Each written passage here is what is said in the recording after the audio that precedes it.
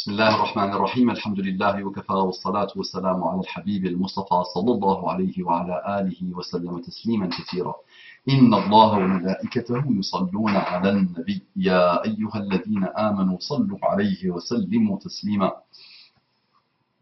صلي وسلم على محمد صلي وسلم على محمد صلي وسلم على محمد رب اشرح لي صدري ويسر لي أمري واحلل عقدة من لساني يفقه قولي إخواني أخواتي mes frères et sœurs أبنائي بناتي mes fils et mes filles أعدائي عدواتي mes ennemis et mes ennemis Assalamu alaikum wa rahmatullahi wa barakatuh.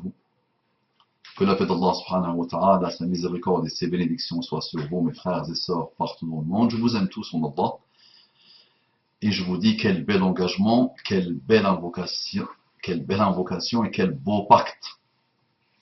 Paix, miséricorde et bénédiction. Je demande à Allah subhanahu wa ta'ala de nous unir dans l'amour en Allah. Et qu'Allah subhanahu wa ta'ala nous réunisse dans le Firdaus al-A'la. Mes frères et sœurs en humanité, ceux qui n'ont pas encore eu l'honneur et le bonheur d'être musulmans, j'ai beaucoup d'affection pour vous, j'ai beaucoup de tendresse pour vous, j'ai beaucoup d'amour pour vous. Il n'est pas encore en Allah, il le sera.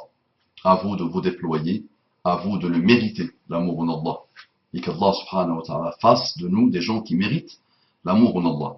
Je vous demande de vous déployer sincèrement, je vous demande de vous débarrasser de tout ce qui a parasité votre pensée, votre croyance, votre spiritualité, votre attachement à votre Créateur. Débarrassez-vous de tout ça et soyez sincères dans votre recherche. Tout est ouvert, il n'y a plus rien qui peut être caché. Allez, tout est sur Internet, tout est dans les librairies, tout est dans les livres et surtout tout est dans la fitra qu'Allah a mis en vous. Cette condition primaire, cette condition originale qui aime le bien. D'accord? Tout est tamponné en vous. Lancez-vous, qu'Allah vous accorde les délices infinies de la guidée islamique.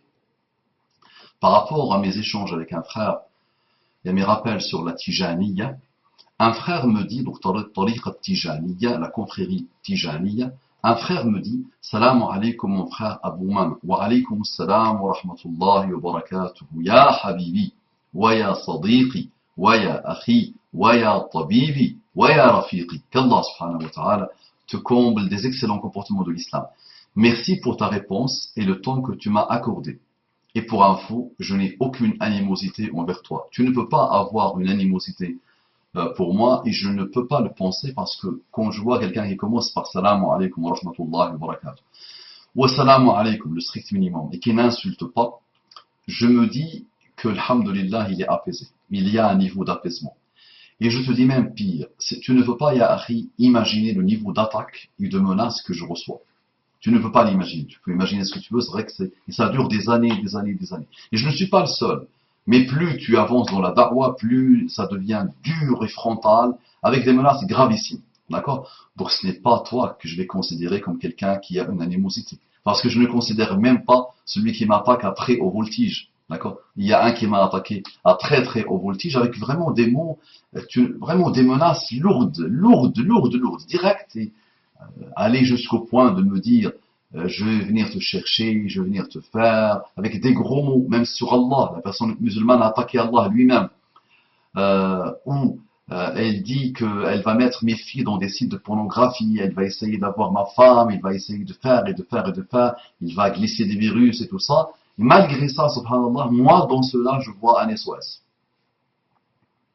Et il y a des gens qui vont se reconnaître, Inch'Allah, qui m'ont attaqué beaucoup et qui sont devenus mes meilleurs amis, alhamdulillah, qui sont devenus des gens qui se concertent avec moi. Les meilleurs amis cybernétiques, on va dire. L'éloignement fait qu'on ne peut pas rencontrer tout le monde, alhamdulillah. Il n'y a pas de problème. Donc, mais toi, mon frère, je ne veux pas. Toi, tu dis salam alaykoum. Donc, après, on peut avoir des désaccords, non, il n'y a pas de problème. Mais ne crois pas que je suis là pour un désaccord, pour le plaisir d'avoir un désaccord. Ça ne m'intéresse pas, ça. Ça, je l'ai laissé aux enfants dans la cour de récréation à une époque ancienne. Je me rappelle déjà avec mon sac, alhamdulillah, loin de ces choses-là, l'ami. Et là, je ne fais pas d'éloge sur moi, c'est celui qui voit le mal qui voit ça. C'est pas ça, laissons-le pour des gens, c'est pas pour nous ça. Je suis en désaccord avec toi. Je suis là pour être en désaccord. C'est pas le but. D'accord? Très bien. Donc il n'y a pas d'animosité, il y a aucun problème. Tu es issu d'une famille soufie, mais toi, tu ne l'es pas. C'est peut-être parce que tu as plus de science, d'intelligence que ton père, ton grand-père et ton arrière-grand-père. Ou peut-être parce que tu es plus mature qu'eux. Parfait. Donc ça, c'est de l'humour. Ça, c'est de l'ironie. J'espère ne pas avoir le mal. Non. Je ne dis ni plus ni moins. Je ne pense pas que tu connais un peu ma manière de faire. Le plus ne m'intéresse pas. Je dis moins. Moins. D'accord? Mon père, mon grand-père, mon arrière-grand-père, ce sont des époques. Ils ont leur contexte, leur situation, leurs problématiques. Est-ce qu'ils ont dévié eux-mêmes? Eux-mêmes? Moi, je te parle toujours des disciples. D'accord? Donc, mon arrière-grand-père et mon grand-père, je n'ai pas eu l'honneur de les rencontrer.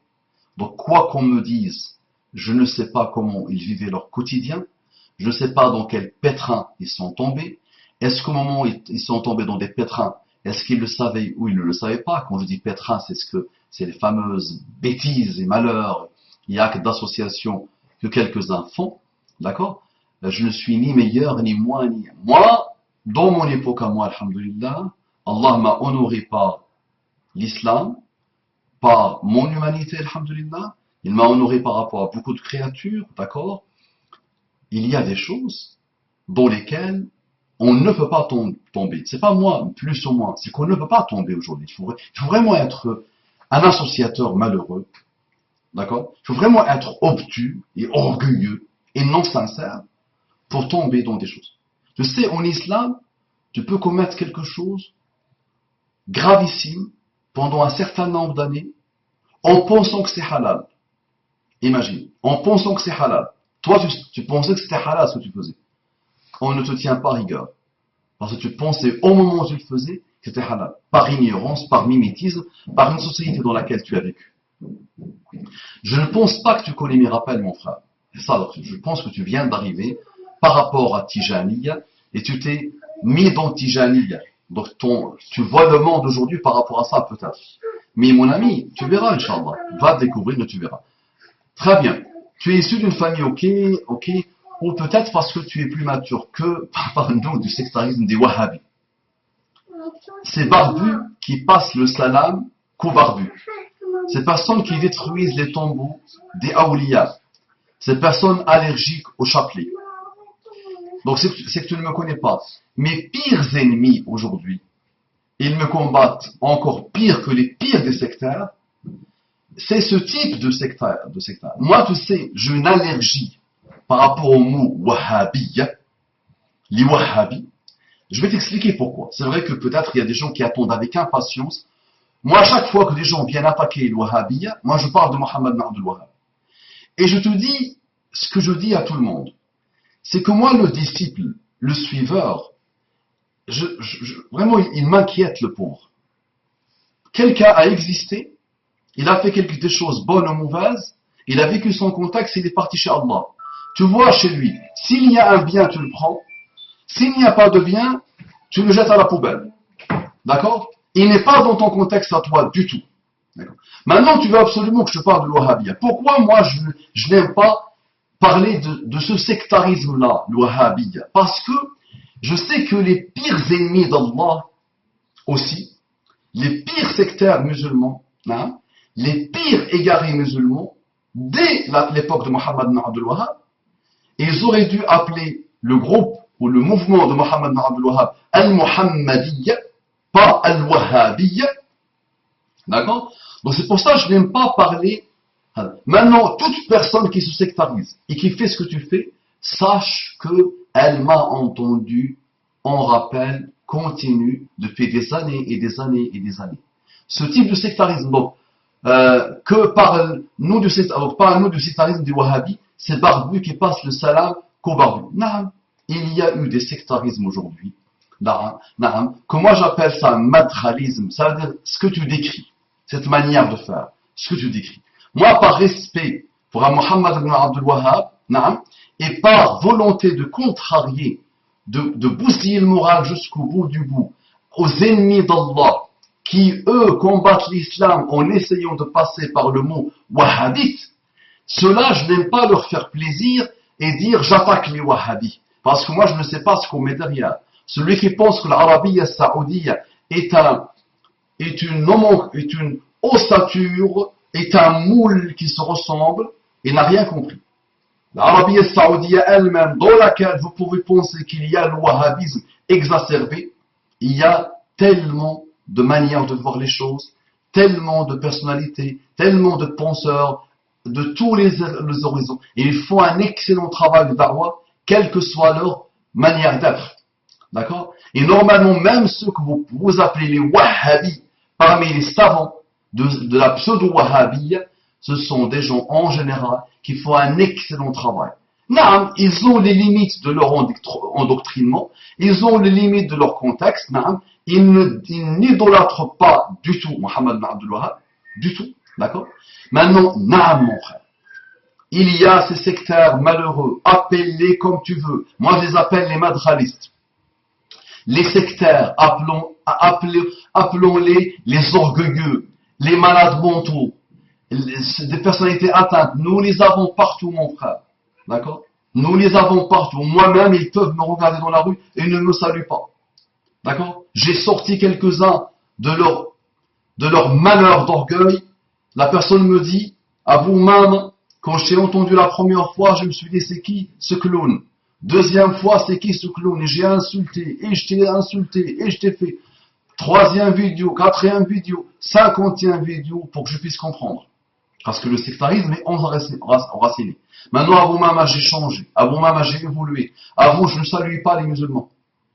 Je ne saluais pas les musulmans. Je ne saluais que des gens de ma secte. J'entrais, je ne disais pas salam alaikum aux autres. Et on a eu tellement de gags, mon frère, dans ma région ici. Les gens, il y avait 2-3 prières dans la mosquée. C'est-à-dire, il y avait ce groupe sectaire-là, d'accord, qui se présentait comme salafi, ou qui se présentait comme wahhabi, ou qui se présentait comme ahlul sunnah wal jama'a. C'est pour ça, moi, dès le départ, j'ai parlé de pseudo. Il y a pseudo-sophie. Et tu es peut-être un pseudo-sophie, malheureusement. Pseudo-wahhabi, pseudo-salafi, pseudo-tout. Mais les malheurs, c'est qu'ils sont pseudo-musulmans. Et ça qui est extraordinaire, c'est qu'ils n'ont rien à voir avec l'islam. C'est ça qui est extraordinaire. Donc, on a toute personne qui ne salue pas les musulmans et les non-musulmans par rapport à un sectarisme, c'est un shaitan ambulant. Réglé ou pas? Donc, tu veux plus? C'est un shaitan ambulant. Quelqu'un qui ne salue pas les musulmans est un shaitan ambulant.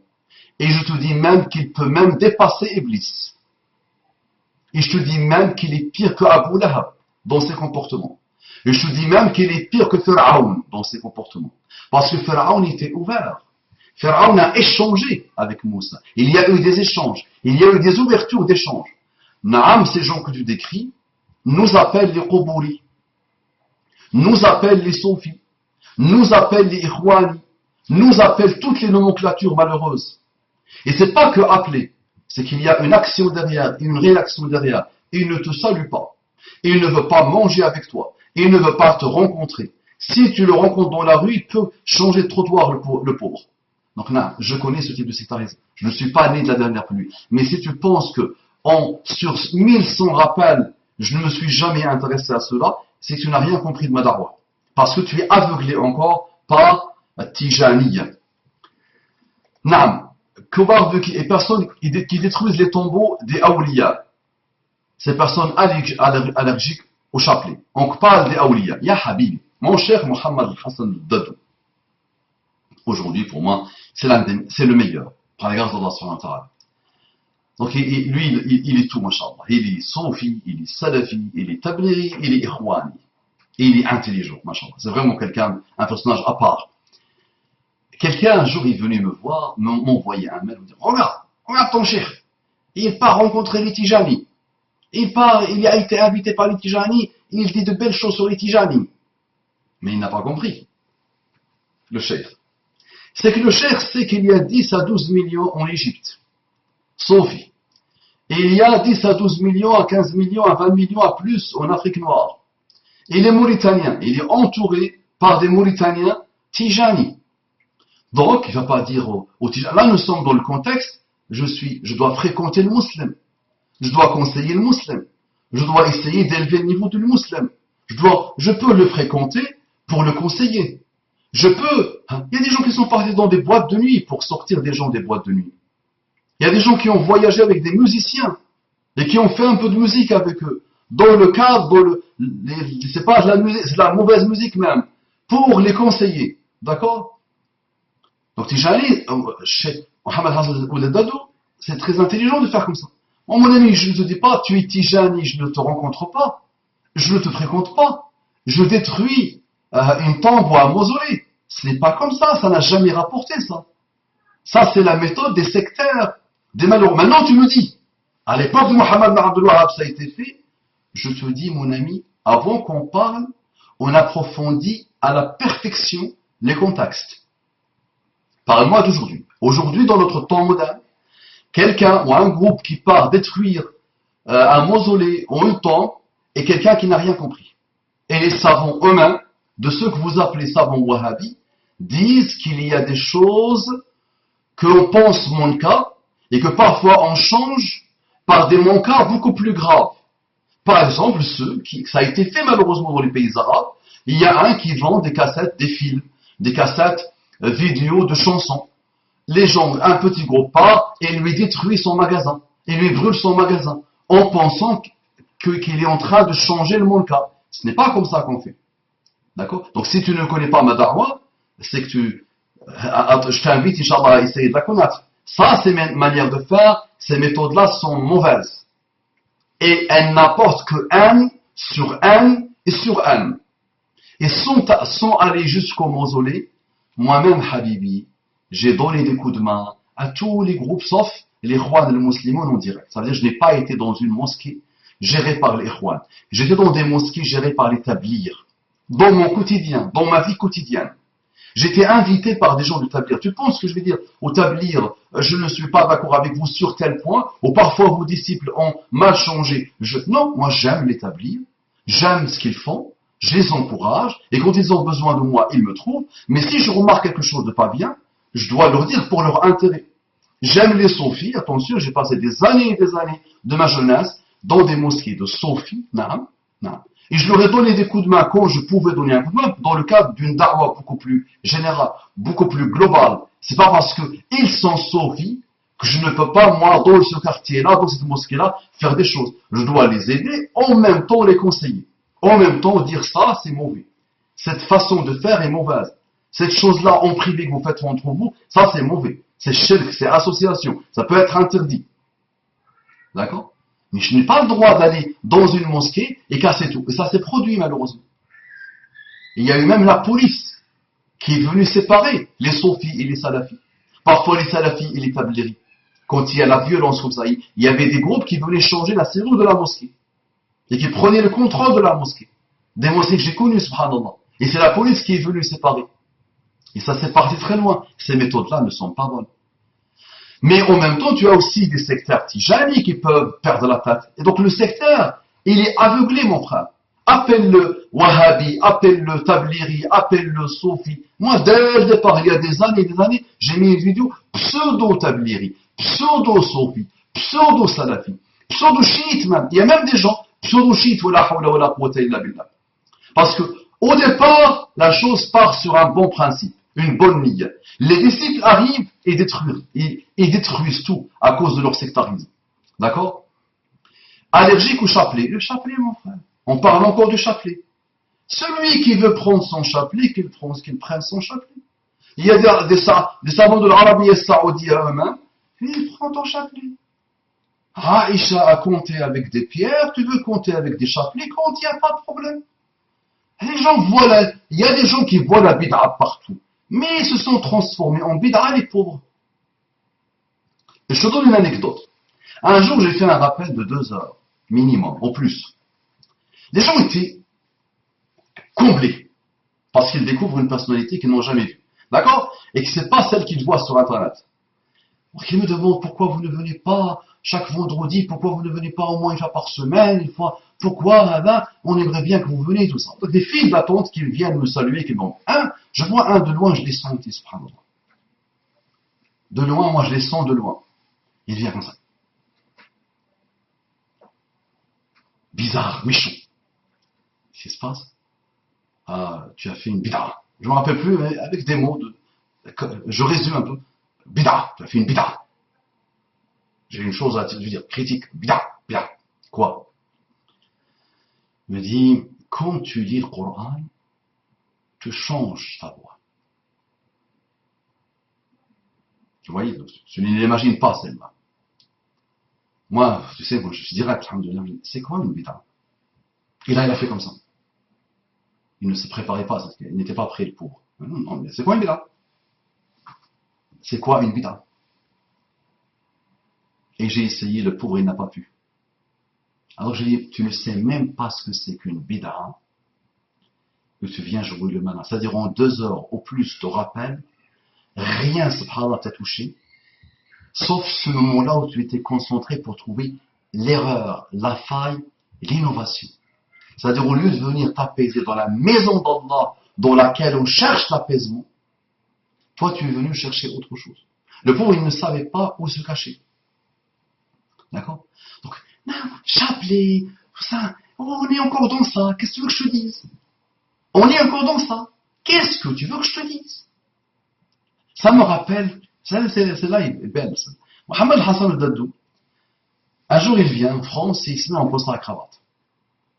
Il y a ces gens-là, malheureux, ils viennent voir comme ça. Comment s'habiller Mohamed sallallahu alayhi wa sallam? Il vient le malin jouer le malin. Il dit ça à Mohamed Hassan al-Daddou. Il lui dit, il s'habillait comme Abu Jahl.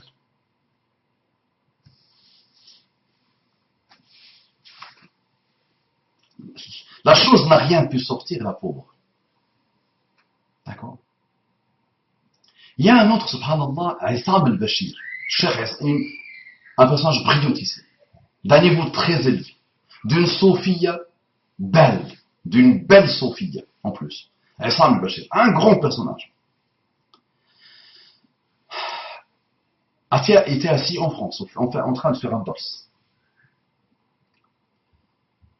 Et c'est un hadith. Et il y a un imbécile assis de ces groupes-là. Il lui dit, hadith batal, où tu sors du hadith là, où tu sors de cette parole, inventée. Et il arrête le chef pendant un dars. Qui le rapporte? Qui l'a récité? Il lui dit, qui l'a dit? Et ça, le chef lui répond, Ummouk, ta mère. Il commence à s'emporter. Il lui dit, Ummouk. Ummi wa ummuka Aishatu. C'est elle qui a rapporté le hadith. Donc là, on a ces gens-là, mon ami. Et il va voir le chapelet. Si c'est pas le chapelet, il va voir la couleur de ta barbe. Si c'est pas la couleur de ta barbe, il va voir la longueur de ta barbe. Et s'il voit la mosquée dans laquelle tu pries, tu es un probouri, ça veut dire quelqu'un qui adore la tombe. Mon ami, ce sont les sectarismes. C'est ça l'orgueil. Et c'est ce que je ne cesse de combattre. Qu'Allah nous guide et qu'Allah guide cette umma. Donc ils sont capables de te couper la main s'ils te voient faire le dhikr avec un chapelet. À toi, mon frère, et à vous, mes frères, de commencer à travailler sur vos amis, sur votre famille, sur vos enfants, pour qu'on supprime définitivement ces tendances. Dans toutes les religions, dans tous les systèmes de pensée, cette personnalité-là existe. Ça existe chez les chrétiens, chez les juifs, chez les athées. Il y a des gens malades mentaux, atteints, orgueilleux, sectaires. Donc je ne peux pas juste imaginer couper la main de quelqu'un. Mais là, tu écoutes aujourd'hui Daesh coupe des mains pour la cigarette. Pas loin d'hier, j'entendais, ils ont tué quelqu'un pour une pyjama. Il a mis une pyjama, ils l'ont tué. Mais après, mon ami, le sectaire, après, il ne s'arrête plus. Muhammad sallallahu alayhi wa sallam dit, illam tastahi, fasna' ma shi'ta. Illam tastahi, fasna' ma shi'ta. Si tu n'as pas la pudeur, si tu n'as pas le haya, fasna' ma shi'ta, fais ce que tu veux. Après, tu ne t'arrêtes plus. Tu ne t'arrêtes plus. Mais des gens instables, comment déjà ils peuvent oser croire qu'ils sont partis faire le djihad? Des gens malades mentaux et atteints sectaires, comment ils peuvent oser faire des juges dans la rue. Des gens qui n'ont rien compris du monde. Comment ils peuvent penser qu'on va couper les mains même de la fornicatrice, lapider même la fornicatrice, couper les mains même de voleurs? Qui dit que tu dois couper les mains des voleurs aujourd'hui dans les temps modernes? Qui te l'a dit? Dans quelle science tu l'as trouvé ça? Mais des gens ivrognes, alcooliques, orgueilleux, malades mentales, ils forniquent plus rapide que Luc et Luc. Mais au moment où il faut, il a l'arme, il a le pouvoir, il t'interdit à toi de bouger. Mais lui, moi je le connais lui, on le connaît parfaitement bien, il se connaît parfaitement bien. Ce sont des gens atteints. Ceux que je décris, j'avais fait un rappel il y a quelques années. Je veux me repentir, mais les filles me font perdre la tête, ou mon pêche, ou je sais pas quoi. Mais un titre comme ça. C'était qui? C'était ces gens-là que tu décris. C'est ces gens-là qui jouent les salafis, qui jouent à al-sunnah wal jama'a. À l'époque, ils m'aimaient bien. Je n'avais pas encore fait les éloges sur les tabliris ou sur les soufis, je n'avais pas encore traité les chiites, par exemple. Donc, ils m'aimaient bien à l'époque. Et ils venaient en direct chez moi dans mes pages pour se livrer, pour me parler à cœur ouvert. Alors, quand tu vois ce qu'ils postent sur la salafiyya, ahl-sunnah wal jama'a, masha'Allah. D'accord? Méfie-toi, mon frère. Donc à vous, dans vos niveaux locaux, moi je dis même pire, mon frère. Je dis que si on parle de France, si tu es de France ou de Belgique, les responsables de mosquées qui laissent ce type, ou les gens, les habitants d'un coin, qui laissent ce type de pensée se développer chez eux, d'accord? Ils rendront des comptes qu'ils n'imaginent même pas les pauvres. Parce que le quartier, les musulmans doivent demander des comptes à ceux. S'ils voient un type de pensée qui se sectarise, ce n'est que de la pensée. C'est présenté sous le vernis islamique, mais ce n'est que de la pensée. D'accord? Ce n'est que de la pensée. Est-ce que tu le comprends ce que je te raconte? C'est qu'un effort. C'est même pas un effort. C'est un défort. Ça n'existe pas. C'est le contraire. C'est un non-effort. C'est une démission intellectuelle. Il te pompe le pauvre. Il te pompe la vie avec des détritus. Il te présente ça comme le summum de l'islam. Il ne veut pas couper des mains en France. Donc il coupe une spiritualité de la mosquée. Il coupe la foi. Il coupe l'amour entre les musulmans. Il coupe tout. Mais parce qu'il n'a pas encore la possibilité de couper des mains, un jour, s'il a le pouvoir, il coupera ta tête et tes mains. Pas parce que tu as pris un chapelet. Parce que tu l'as regardé avec un œil comme ça. Suspicieux. Donc tu lui as montré que tu n'es pas d'accord. La hawla wa la quwwata illa billah. Ces personnes qui considèrent les frères de Tabligh comme des égarés, alors qu'ils font un travail extraordinaire dans nos quartiers. Ils sont la cause du retour de beaucoup de frères et un grand nombre de conversions. Eh oui, mon frère. Mais Habibi, c'est que tu n'as pas encore vu mes rappels. Là, tu découvres le Abu Umama. Tu l'as découvert sur un prisme Tijaniya. Maintenant, on va approfondir le Abu Umama, Inch'Allah. Mais on n'a pas arrêté de dire cela, Habibi. Je n'ai pas arrêté de dire cela. Moi, si je dois les classifier, je te dis, ma da'wa à moi, ce que j'observe dans le monde, les pires de la terre sont les matérialistes. Les pires. Les pires êtres humains, musulmans ou non musulmans, ce sont les matérialistes. D'accord? Ceux qui se permettent de mettre tout le monde à la poubelle parce que leur cheikh leur a dit que finalement ils doivent mériter la poubelle. Ils ne sont pas ahl-sunnah wal jama'a. Ils ne sont pas salafis. Ils sont des innovateurs. Ce sont des égarés. Ce sont des frères musulmans. Ce sont des tablirs. Donc quand je dis madraliste, mon frère, mets dedans n'importe quel sectarisme que tu vois. Moi, je préfère dire madralisme, non. Ils aiment ça, eux, même s'ils n'aiment pas qu'on les appelle madralistes. Ils savent qu'ils sont madralistes parce que attaque Muhammad sallallahu alayhi wa sallam, ça ne les dérange pas. Dis, tu n'attaques pas. Tu dis juste une parole sur leur cheikh. Et moi, wallah, le cheikh ne m'intéresse pas. Son système de pensée, d'accord? Et là, tu es cuit. Tu deviens l'ennemi d'Allah. Tu peux faire ce que tu as fait dans la da'wah. tu es l'ennemi d'Allah pour eux. Tu es vraiment l'ennemi à abattre. Donc, mais n'importe quel sectarisme, derrière le madkhaliya, derrière la pseudo-salafiyya, même si tu vois, je suis allergique à parler de la pseudo-salafiyya. Pour moi, le mot salafiyya mérite un respect. D'accord? Et tu vois, les ennemis d'Allah aiment sortir ce mot. Donc je ne vais pas, moi, me rajouter aux ennemis d'Allah et leur faire plaisir. Les combattants qui combattent l'islam viennent avec la porte de la salafiyya. Ils fabriquent les khawarij, mais ça ne les intéresse pas. Ils vont parler de la salafiyya ou de l'wahhabiyya. D'accord? Et moi, je ne vais pas leur faire plaisir. Appelle-le sectarisiyya. Orgueillia, pas de problème. Maladiyya, mentaliyya, pas de problème. Mais c'est vrai que moi, je suis allergique au mot salafiyya. Je vois qu'il y a eu de belles choses. Il y a eu de très beaux ulama. Il y a eu de très belles actions. Et tu dois connaître le moment, l'avènement et la création de ce mot. Quand il a apparu. Il y a des gens, les pauvres, qui pensent, qui veulent tordre les textes pour penser que c'est un mot de l'époque de Muhammad sallallahu alayhi wa sallam. Kadhib. Kadhibun surah. D'accord? On connaît le moment où ce mot et le concept et ce qui se cache derrière comme chose belle est apparu. Mais aujourd'hui, on doit oublier tout ça. On ne doit plus s'étiqueter comme ça. On connaît, on repère facilement l'égaré et on peut, alhamdoulilah, facilement repérer le croyant musulman. D'accord? Donc tu prêches un convaincu par rapport au tablir. Les tablirs sont des hommes d'honneur. Il y a eu des femmes et des hommes d'honneur. Ce sont des gens qui se sont déployés. Celui qui le nie est un malheureux, est un menteur, non? Et on ne doit pas les combattre. Et on ne doit pas les attaquer, on ne doit pas les insulter. Quand ils ont besoin de conseils, on doit les conseiller avec la meilleure des manières.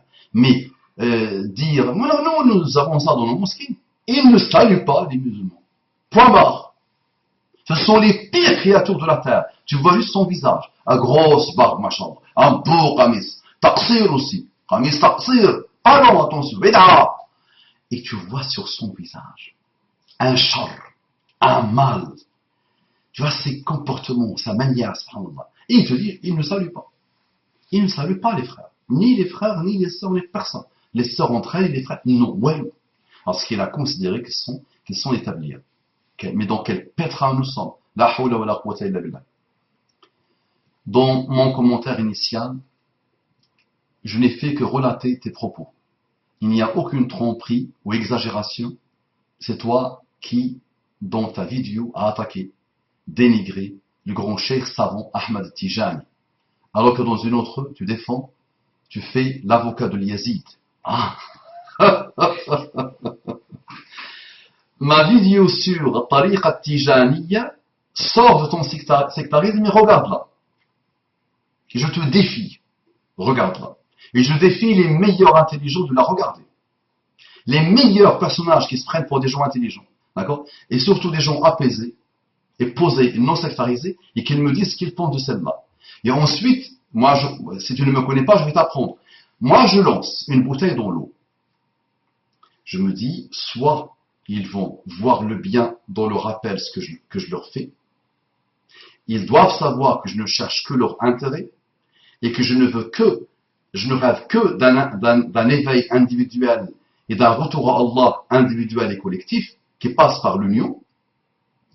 S'ils ne voient pas et ils viennent jouer les malins, je décide de créer une série. Une fois que je crée une série, le sectaire, le pauvre, je le tue. Moi, je suis un bulldozer, les amis, par les grâces d'Allah. Attention. Moi, j'ai dit à quelqu'un l'autre jour, il m'a dit, mon père, j'ai dit, si je suis ton père, je te rends fou. Parce que moi, je m'applique ça sur ma propre famille, sur moi-même. D'accord? C'est une rigueur mathématique pure.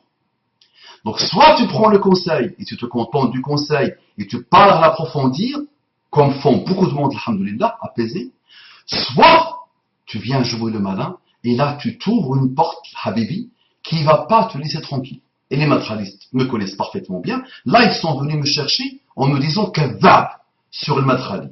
Ben maintenant, j'ai ouvert une série qui va s'appeler Rabi' ibn Hadi al-Matrali. Il y a le matralisme, et il va y avoir une deuxième maintenant. J'ai déjà fait 1h45 minutes. Vidéo qui va sortir bientôt, Inch'Allah. 1h45 minutes sur Rabi' ibn Hadi al-Matrali. Il y a un qui est venu jouer le malin, il m'a dit kadhab, kadhab, kadhab, j'ai menti sur Rabia. Très bien, d'accord? Donc, si tu n'as pas compris comment je fonctionne, va apprendre s'il te plaît et va comprendre. Moi, je ne dénigre personne. Jamais. Je dis, si Ahmed Tijani, et à toi de me dire le contraire, mais tu ne pourras pas. Parce que je sais qu'il l'a dit. Si Ahmed Tijani dit قراءة الفاتح لما أغلق تعدل قراءة القرآن 7000 مرة ما قلت كفر. Attention, je suis beaucoup plus malin que ça. Et j'ai un certain niveau de science, alhamdulillah, par les grâces d'Allah. لا أقول كفر, أقول il tombe dans le kufr. Il est tombé dans le kufr. C'est mieux. Et c'est plus, je me préserve quand même. Il est tombé dans le kufr. Mais je vous dis, moi, Ahmad Tijani lui-même ne m'a pas intéressé. Et il est parti. 1700 et quelques, mort en 1800 et quelques, et il est parti. Maintenant, les disciples ont perdu la tête dans son idolâtrie. Je vais les sortir de leur idolâtrie.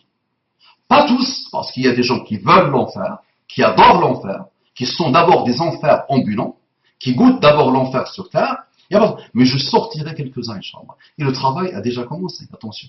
Il y a des gens, alhamdulillah, qui sont sensibles, qui voient un peu, qui partent approfondir et qui comprennent ce que je leur raconte. Donc moi, j'ai sorti juste une seule de Ahmad Tijani. Ne me dis pas dénigre ou pas dénigre. Tu me dis Yazid ibn Muawiyah. Parfait. Tu fais l'avocat de Yazid ibn Muawiyah, le responsable de la mort de Shahid Hussein ibn Ali. Cela fait partie des méthodes des Wahhabis. Ah. Et Yazid ibn Muawiyah, il n'a pas dit que la lecture de Al-Fatih lima ughliq, 2 lignes et demi, équivaut à la lecture de le Coran 7000 fois. Ma qala. Yazid ibn Muawiyah, il n'est pas tombé dans l'idolâtrie du tout. Il n'est pas tombé dans le kufr du tout. D'accord? Yazid ibn Muawiyah a été la cause de la mort de quelqu'un d'un très grand niveau. C'est mon oncle. Moi, je descends de l'Hassan. D'accord? Et c'est mon oncle. D'accord? Hussein. C'est mon oncle. Ça marche. Donc, il a tué quelqu'un que j'aime. Et cette histoire qu'on vous a déformée une fois, je l'ai approfondie depuis très longtemps par la grâce d'Allah subhanahu wa ta'ala. Un jour, je ferai des décennies sur cette histoire. Là, c'est autre chose, Habibi. Moi, je n'ai jamais voulu faire un rappel sur Yazid. Et si ça ne dépendait que de moi, je n'aurais jamais cité Yazid. Maintenant, va revoir le contexte, parce que vous oubliez les contextes. C'est aldostérone qui séduit et qui vous séduit, et qui fait un gros travail, mashallah, et qui est adoré, par les kuffars et les mala'in, et qui est adoré par les athées et les apostats, a tourné autour. Il y a eu un contexte où des gens ont tourné autour, en utilisant peut-être un haqq, yuradu bihi un batil. Et à ce moment-là, un chevalier comme moi, mon frère, qui s'occupe de ce combat cybernétique, doit mettre les pendules à l'heure, doit dire attention. On doit être dans le juste milieu, même avec Yazid. On ne peut pas dire qu'il est kafir, et on ne peut pas dire qu'il était un saint. On ne peut dire qu'il est tombé dans un contexte délicat, où les musulmans se sont entretués, où il y a eu de très très très gros problèmes, où il y a eu de très très très grandes fitna. Et je te donne l'exemple, pour que tu comprennes. Ammar ibn Yasser, tu sais bien qu'elle a été tuée. Ammar ibn Yasser, Muhammad sallallahu alayhi wa sallam lui-même, a été grondé doucement par Allah subhanahu wa ta'ala, par un conseil d'aller rester avec des gens comme Ammar ibn Yasser. واصبر نفسك مع الذين يدعون ربهم بالغداة والعشي يريدون وجهه ولا تعد عيناك عنهم تريد زينة الحياة الدنيا ولا تطع من أغفلنا قلبه عن ذكرنا فاتبع هواه.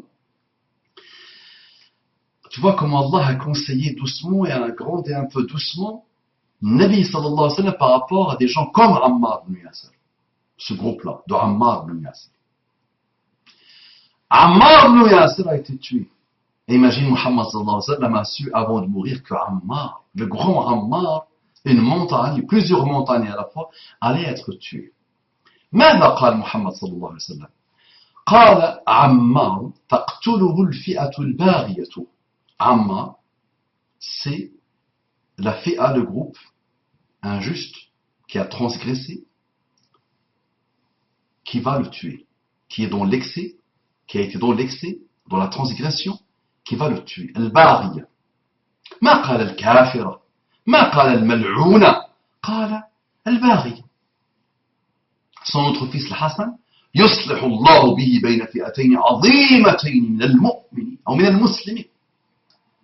Le Hassan, par sa cause, Allah va réconcilier deux très grands groupes. De quoi? De croyants, de musulmans. Est-ce que tu comprends? Est-ce que tu comprends les choses? Et quand tu trouves qu'il y a des hadiths qui peuvent englober l'Yazid, toi tu n'as pas eu la chance de l'Yazid. Toi tu n'es pas un tabi, tu n'as pas vécu dans ce siècle-là. Tu n'as pas mérité ça. Lui, il l'a mérité, mais dans un contexte de politique, mon frère. Tu n'appliques pas ce qui se passe entre toi et moi. On se rencontre dans la rue, on dit « On s'aime, mon Allah, je t'aime, mon Allah, tu m'aimes, mon Allah. Dès que je divorce, je perds la tête. Dès que ma fille tombe malade, je peux perdre les neurones. » Non, on n'est rien, nous. Quand il s'agit de combat, quand il s'agit de politique, quand il s'agit de monde de l'entreprise, quand il s'agit d'association, là, il y a d'autres choses qui rentrent dans le jeu. Ni moi ni toi, on peut les comprendre. On dit « Non. Yazid ibn Muawiyah zalam le Hussein. Il rendra des comptes pour cela. Mais je ne veux pas dire qu'il est kafir. Je ne veux pas laisser dire qu'il est en enfer. Qui te le dit qu'il est en enfer? Tu comprends? Donc va revoir mes rappels, Habibi, et va essayer de comprendre. Parfois vous êtes dépassé, malheureusement. Vous n'êtes pas mûr. On doit l'avouer aussi. On n'est pas mûr. Tu as commencé par dire je suis mûr. Non. Peut-être un peu moins ignorant que toi, c'est sûr. Et malheureusement, moi qui n'aime pas dire plus, un peu plus mûr que toi, mon frère. Dis-le, peut-être dis dans ta tête, je suis peut-être moins mûr que lui. Peut-être. La darwa, mon ami, c'est attention, ce n'est pas simple. Et quand tu vois un homme que moi-même je n'ai pas encore pris pour un athée, un apostat, celui qui se cache derrière Al-Bastérone, imagine, avec tout ce qu'il fait, j'essaie de voir le bien, et tant qu'il n'a pas dit, je suis kafir, je combats Allah, et je combats ça, tant qu'il ne le dit pas, j'essaie de me dire qu'il y a un atome de bien. C'est pour ça que j'ai essayé d'entrer en contact avec lui en privé.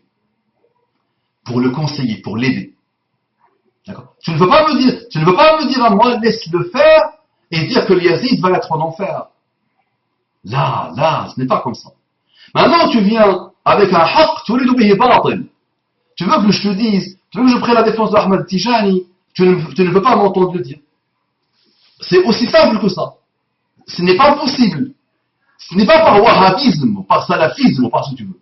Il suffit d'étudier les écrits de Ahmad Tijani.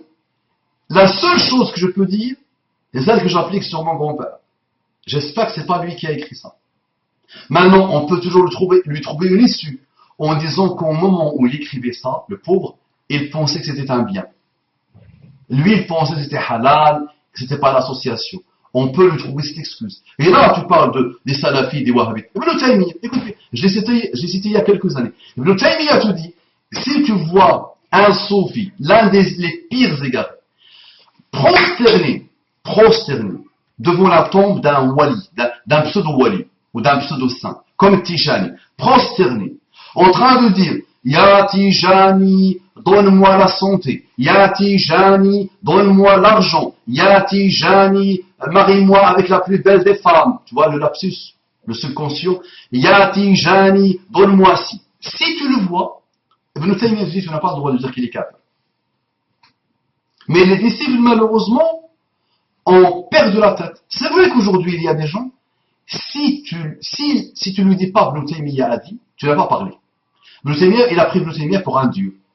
Non, on a des sectaires de ce type. Comme tu es aujourd'hui un sectaire de Tijani, tu grandiras un peu. Et tu viendras un jour me dire, ah bon, maman, tu avais peut-être raison. La chose est simple. Allah n'a pas créé Tijani, Ibn Taymiyyah, Ibn Hajar al-Asqalani et Shafi'i. Allah ne les a pas créés. Imaginons. Les saints pas quelque chose? La réponse est non. Point barre. Point barre. اليوم أكملت لكم دينكم وأتممت عليكم نعمتي ورضيتم لكم الإسلام دينا. Point barre. Il n'y a personne d'indispensable à la religion d'Allah. Maintenant, Habibi, il y a 3 hadiths autour desquels la religion d'Allah tourne, pour les savants. Je vais te citer un. من أحدث في أمرنا هذا شيئا فهو رد. أو كما قال رسول الله صلى الله عليه وسلم. Celui qui invente, qui innove dans notre religion quelque chose, فهو رد. Il n'est pas accepté, refusé entièrement. Donc tu vas me dire, on a tellement rajouté dans le din. C'est pas dans le din. Avant, il n'y avait pas les sciences de l'arabe. Avant, il n'y avait pas les sciences de fiqh. Et on a mis en place beaucoup de choses. Ça, c'est pas rajouté. Quand il s'agit de aqida, de croyance, hein, tu dis aux gens, lisez 2 lignes et demie, c'est mieux que lire le Coran 7000 fois. Masha'Allah. Et c'est pour ça que les Tijani, les pauvres, globalement et majoritairement, sont des gens ignorants. Ignorants. Parce que c'est simple. Pas besoin de lire le Coran. Pas besoin de lire le Coran. 2 lignes et demie. 2 lignes et demie. Facile, fastoche. Pourquoi je me casse la tête? Et on a eu parmi eux des gens qui te disent, on ne prie plus, on ne fait plus rien. Il y a eu tellement, mon frère. Tu sais, je peux te passer des nuits à te parler de la Sophia. La Sophia égarée. Je ne parle pas de la Sophia d'un niveau élevé. Non. On ne prie plus. On ne fait plus rien. لماذا؟ وَاعْبُدْ رَبَّكَ حَتَّى يَأْتِيَكَ الْيَقِينُ. Adore ton Seigneur jusqu'à ce que tu atteins la certitude. Al-yaqin. Jusqu'à ce que ça devienne clair et certain. Donc, nos sophis, malheureusement quelques-uns parmi eux, vides de science, les pauvres, ils ont dit, on n'a plus besoin de faire des actes. Nous avons atteint la certitude. On est sûr et certain, certitude totale, qu'Allah existe et qu'il est le Seigneur du monde et que Muhammad sallallahu alayhi wa sallam est son prophète. Maintenant, je ne te parle même pas de ce que Ahmad Tijani dit de Muhammad sallallahu alayhi wa sallam et de lui en tant que dernier wali. Masha'Allah. Vous savez, chez les sophis, chacun se prend pour le dernier des walis. Muhammad khatamul anbiya sallallahu alayhi wa sallam, huwa khatamul awliya. Masha'Allah. Khatamul awliya. Masha'Allah. Chaque sophie, le pauvre, chaque cheikh qui s'est égaré, le pauvre, et il te dit, je suis khatamul awliya. Donc on ne compare pas, Habibi, l'Yazid. L'Yazid, c'est une problématique politique. Ni plus ni moins. Ce n'est pas une problématique de aqid, ni de foi, ni de croyance. Politique, mon ami. Là-bas, la politique, les gens perdent la tête. Perdent la tête. Les Sahaba ont laissé faire et ils ont assumé leurs responsabilités. Point barre. Muawiyah ne devait pas, voilà une erreur de Muawiyah, ne devait pas passer le pouvoir en héritage à Yazid, il a fait une erreur, il rendra des comptes pour ça. Mais je ne lui fais pas porter la responsabilité de tout ce qui s'est passé 1400 ans après, c'est pas possible. Et Muawiyah est un très grand sahabi. Yazid n'est pas un sahabi. Yazid n'est pas un sahabi. Il est un tabi'i. Mais il y a peut-être des hadiths qui englobent Yazid. Eh oui. À ce moment-là, on ne peut pas laisser dire qu'il est en enfer. Ce n'est pas possible. D'accord? Il a regretté peut-être ce qu'il a fait. Et c'est vrai qu'il a regretté ce qu'il a fait. Eh oui, l'ami. Maintenant, approfondis l'histoire. Il a commis l'une des plus grandes fautes. Mais le Hussein, c'est que Ahlullah wa khassatuh pourront mourir fi sabilillah. Mais tu ne médites pas beaucoup sur l'histoire. Muhammad sallallahu alayhi wa sallam a parlé de Hassan dans un moment crucial de l'histoire musulmane. Il n'a pas parlé de Hussein comme qu'il a parlé de Hassan. Parce qu'il dit Hassan, Ibni hada sayyid. Mon fils, celui-là, est un seigneur. Subhanallah. Yuslih. C'est ce que j'essaie de faire personnellement. Yuslih. يصلح الله به بين فئتين عظيمتين. Sayyid. Subhanallah. Il s'arrête de parler dans un moment de khutbah, et il le voit. Ibni hada Sayyid. Mon fils, Seigneur, est un Seigneur. Le Hussein a fait un autre choix. Des Sahaba beaucoup plus puissants que le Hussein. Beaucoup plus élevés que le Hussein. Et tu vois ce que je te raconte? Il y a des Sahaba qui étaient beaucoup plus sages que le Hussein à ce moment-là. Et qui l'ont conseillé.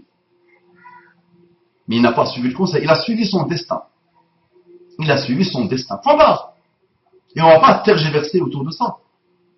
Il a suivi son destin. Pourquoi on ne fait pas ça pour moi, Uthman? Pourquoi on ne pleurniche pas à longueur de journée sur celui qui a tué Othman? Est-ce que tu le connais, celui qui a tué Othman? Non, tu ne le connais pas. D'accord? Tu ne connais même pas en profondeur comment Othman a été tué et qu'est-ce qui a fait que Othman a été tué et pourquoi cette fitna a eu lieu, qui a donné lieu à l'une des plus grandes fitnas que l'histoire musulmane a connue.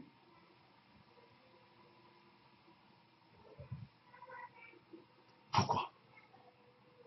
Il y a beaucoup plus lourd, mon frère, dans l'histoire des musulmans que Maqtal al-Hussein. Même si je sais qu'on peut, dans la métaphore littéraire ou islamique, dire que le moment de la mort de Hussein, la Ummah n'a pas connu pire. Mais il y a eu des moments beaucoup plus graves. Hussein est mort. Mata fi sabilillah, point barre. Sayyid al-Shuhada, il n'y a pas de problème. Mata fi sabilillah. Comme d'autres sont morts avant lui et d'autres après lui. Ça, c'est le summum et le meilleur que peut atteindre le musulman. Mort avec une niya sincère, fi sabilillah, sans être ignorant, sans être orgueilleux, sans être méchant, sans être sectaire, sans être dans une action malheureuse ou réaction malheureuse. Mata fi sabilillah, alayhi rahmatullah. Celui qui a un corps, mata fi sabilillah, comme d'autres sont morts avant lui et comme d'autres mourront après lui. Là, toi, tu joues, mon ami, attention, et ne joue pas avec quelqu'un comme moi. Tu me dis, Yazid, par rapport à Tijani, là, Habibi. Là, Habibi. On ne compare pas l'incomparable. Maintenant, je te dis, des choses que tu ne connais pas quand tu ne dis pas. Mon ami, les descendants de ces gens-là de Tariqa sont capables de s'entretuer pour le pouvoir. Va étudier un peu tes turuq, Habibi. Ils sont capables de se détruire pour le pouvoir, pour l'argent que ça rapporte. Tu sais, le turuq soufiyya, les confréries, ça rapporte des milliards. Et va étudier leur histoire et leurs descendants, et ils se sont entretués pour le pouvoir. Tu ne le sais pas peut-être. Donc s'il y avait le Hussein à leur époque, et le Hussein est venu déranger leur pouvoir, et il l'aurait tué le premier. Je pars moi en Afrique, avant même d'entrer, il m'aurait décapité. L'imad, je gêne le pouvoir.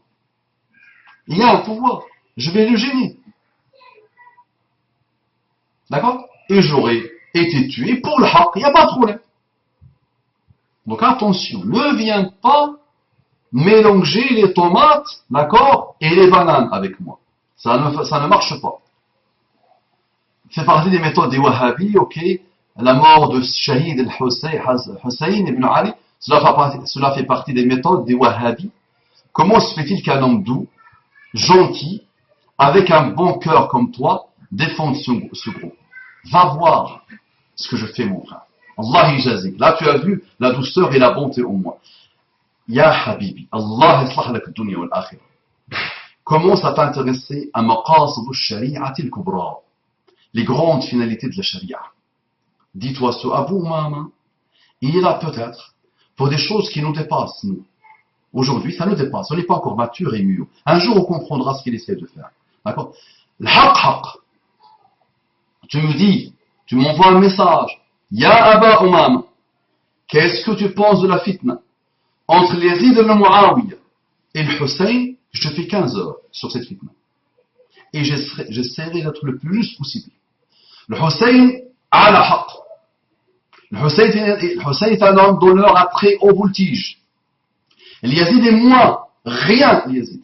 Rien, mais vraiment rien. Rien du tout. Si je veux le mettre à côté de Hussein. Mais je ne veux pas laisser Aldostérone, je ne veux pas laisser les coranistes, je ne veux pas laisser les mathématistes, je ne veux pas laisser les mécréants, je ne veux pas laisser les chrétiens jouer sur des histoires avec les Yazid. Là, haqqan urida bihi batil. Je dois corriger. Et je donne un exemple simple pour que tu comprennes. Un jour, j'ai vu des gens dire que on n'a même pas le droit de faire rahma sur Kouachi, parce que Kouachi était kafir, et Koulibaly kuffar. J'ai dit, j'ai fait un rappel. Dans des moments où tout le monde est chauffé à bloc. Aujourd'hui, des années après, on dit, c'est bon, à l'époque, oui. Mais au moment où tu le fais, là, c'est tout sous tension totale. Tu n'as même pas l'intérêt de dire ça. Et j'étais le seul, peut-être, alhamdoulilah, ou moi le premier, à dire non. Kouachi et Koulibaly n'étaient pas des kuffars. Tu peux m'entendre dire que ce sont des khawarij.